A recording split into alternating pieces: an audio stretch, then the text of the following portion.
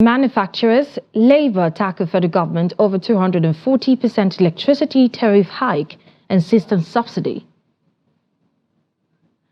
Federal government begin pilot phase of the student loan scheme for public institutions. Telecoms unions suspend planned strike.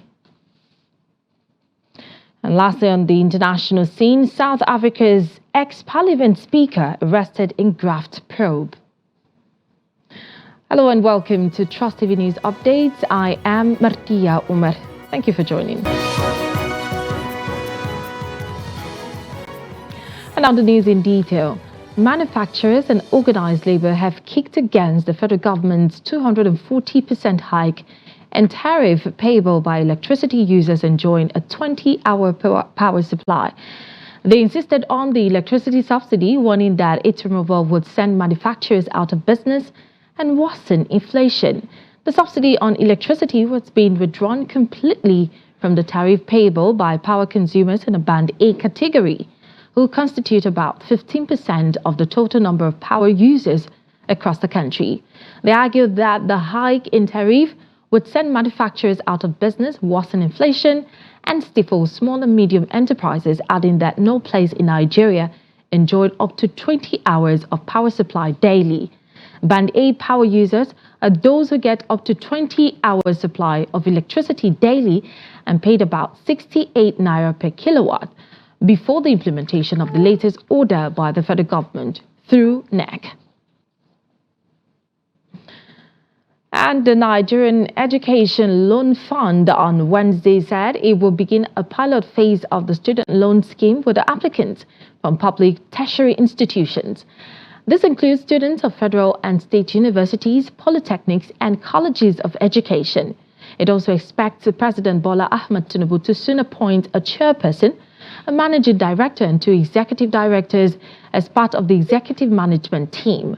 The spokesperson for the fund, Nasarawa, said that the president is expected to launch the scheme after appointing qualified persons into offices provided by the new law. The executive bill, titled a Bill for an Act to Repeal the Student Loans Access to Higher Education Act 2023, was signed in the presence of the leadership of the National Assembly, ministers, and major stakeholders in the education sector. An official of Binance Holding Limited, Tigran Gambaryan, has been produced in court over allegation of tax evasion.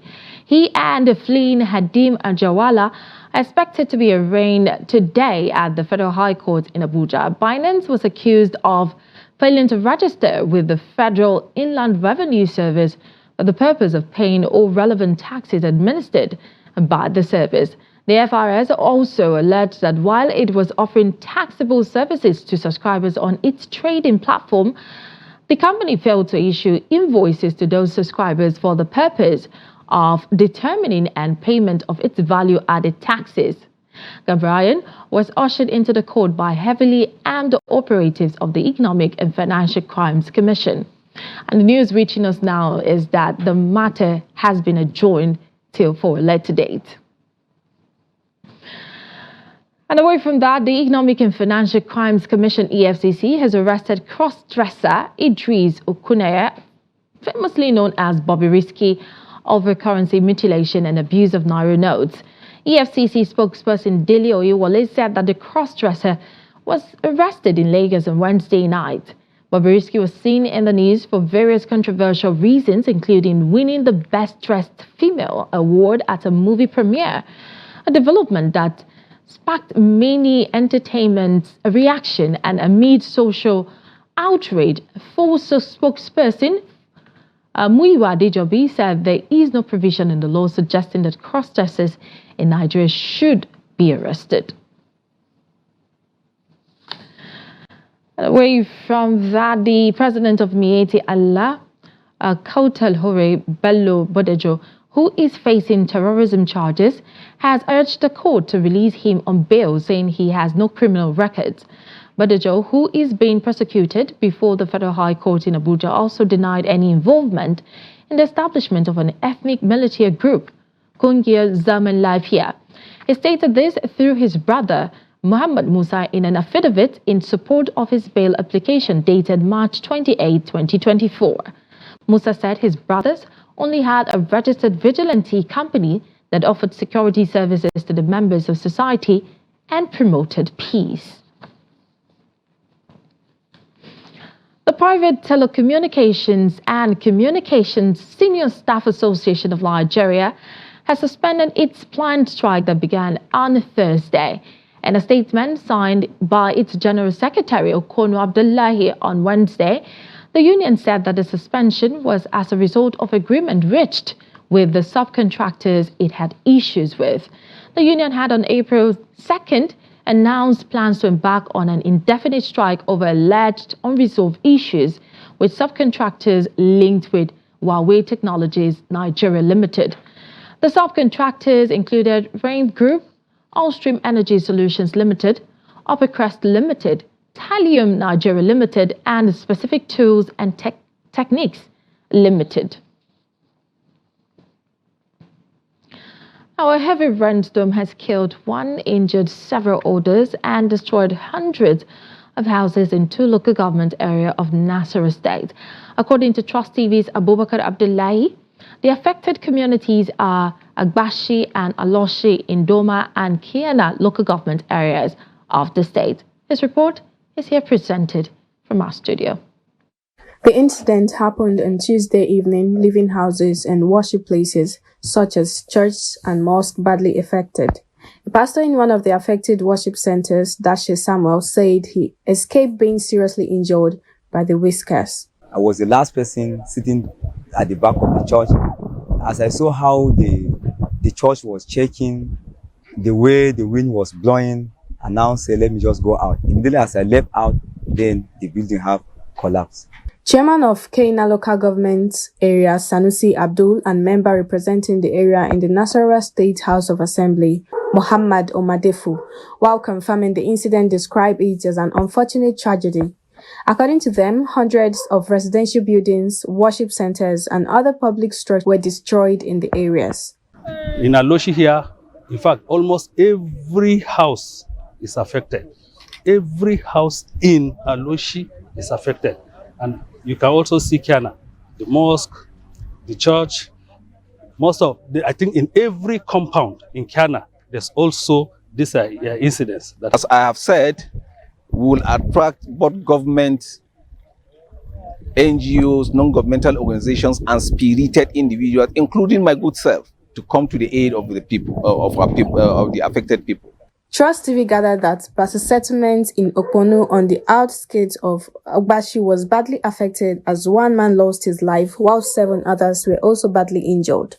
Those affected in the two communities are calling on the state and federal governments to urgently intervene to caution the devastating effects on them.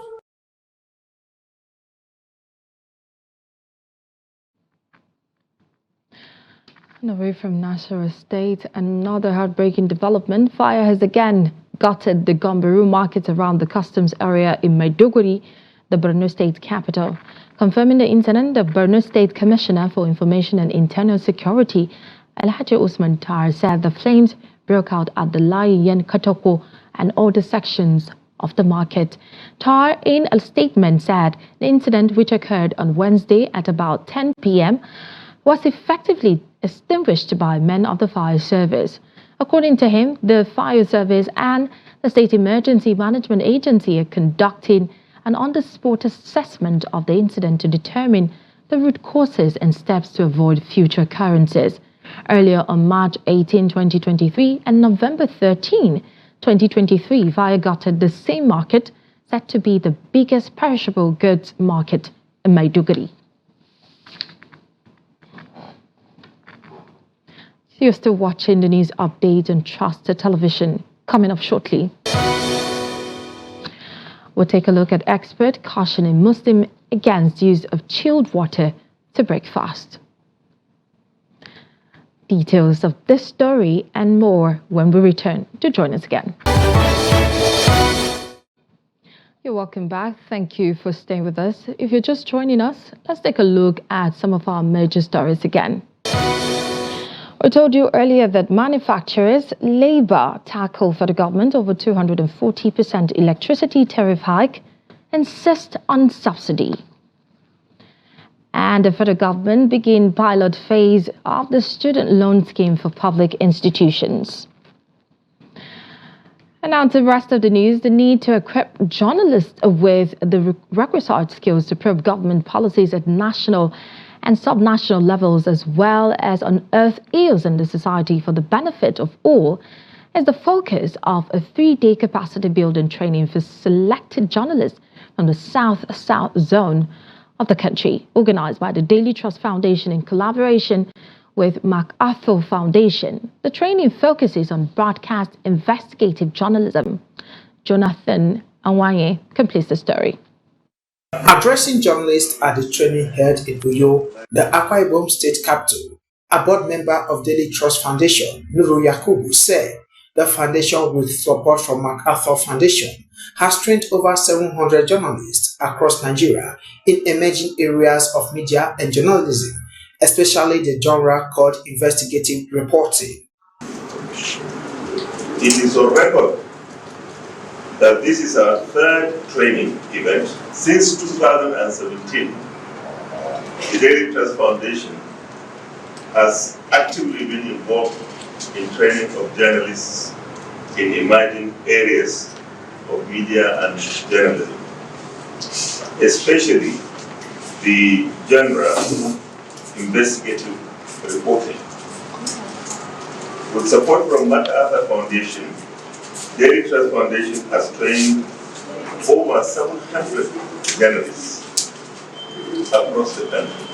In his welcome address, the Akwa Ibom State Commissioner for Information, Ini Emobong, commended the organizers for fostering a culture of investigative journalism throughout the country, as well as strengthening the media's role in safeguarding democracy and public interests. But when we come into the development of the democratization processes of our country, the entire press becomes one family, and that is where the collaboration is. Participants expressed gratitude for the training, which they said is relevant in enhancing their skills and knowledge. Okay, we learn every day. The things that have been taught have sharpened my skills, and I'm going to use them. Then for the society, I hope to be a better mediator between what is happening, which are not known to the masses. I appreciate the Daily Trust Foundation, and I hope they will continue with this good work. There's some things that I didn't know before, coming from the background of print media into broadcast investigative stories. So I felt, because most of the investigative stories are done majorly print, and we have lesser of the broadcast. So this has really inspired me and given me ample opportunity to also think of how to delve into it and bring out stories, because there are so many underreported stories in our community. Bring out stories to the public through pictures, through telling my stories through pictures. This training has exposed us more, and with this, I think we can serve more better. Thanks and everything goes to Daily Trust Foundation for giving us this great opportunity to upgrade ourselves more. Commenting on the significance of the training, a board member of the Daily Trust Foundation, Theophilus Abba, stated that training opportunities like these would help to create a network of journalists who can unearth untold stories, expose corruption, and promote transparency in our society.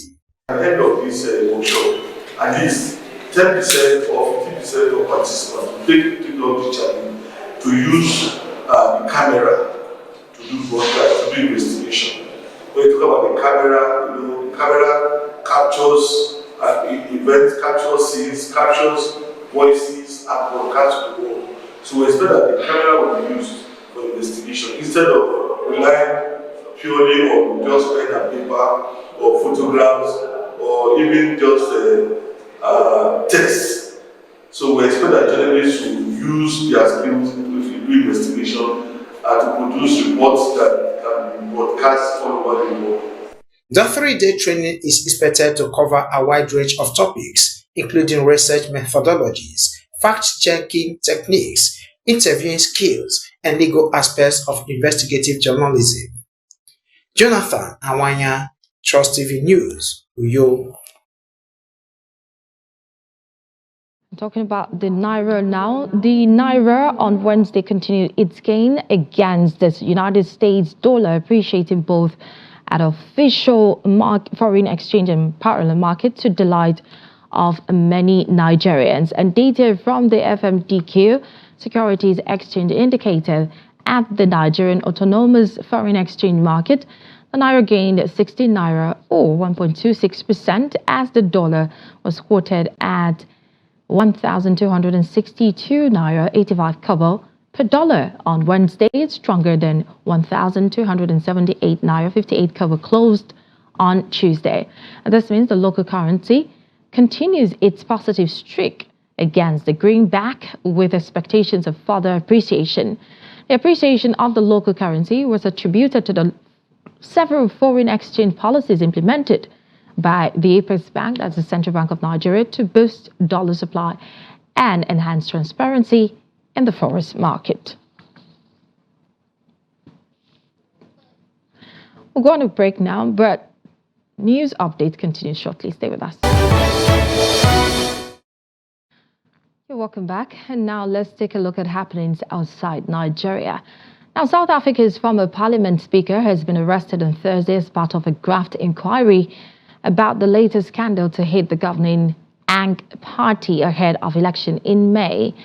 Mosiviwe Mapisa Nkakula, who resigned her speaker's post Wednesday, was formally detained after handing herself into a place near Pretoria. A spokesman for the National Prosecuting Authority, Henry Mamutami, the ANC veteran, was due to appear before a judge and be formally charged with corruption and money laundering.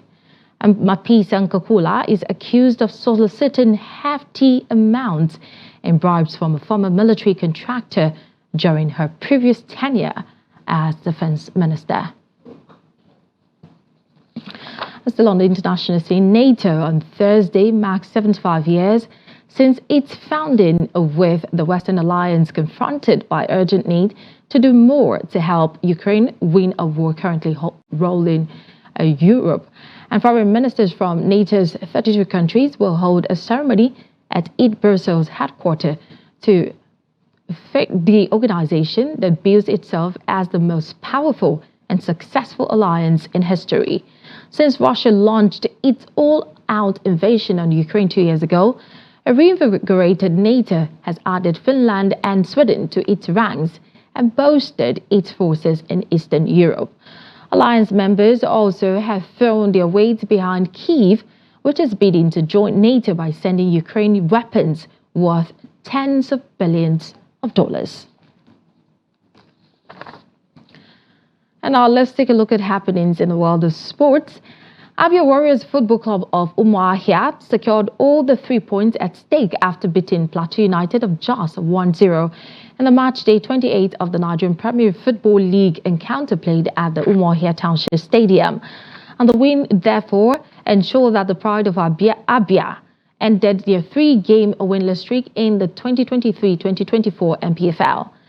Coach Bethel Oji made 3 changes to the side that won the Abia State FA Cup 3 days earlier, with Emmanuel Onu, Sunday Megwo and Prince Okorie making the starting lineup in the places of Uche Moses, Antoine Desvuza and Collins Nwaburoke. And Paris Saint-Germain will face Lyon in the French Cup final after Kylian Mbappe's goal helped them edge out Reims in the semi-final. Mbappe scored the 40th minute winner with a deflected shot that round the bottom corner. The Frenchman had a penalty saved by Reims keeper Steve Mandanda 7 minutes earlier after he was fouled in the area. Mandanda also tipped Mbappe's 13th minute shot on the bar.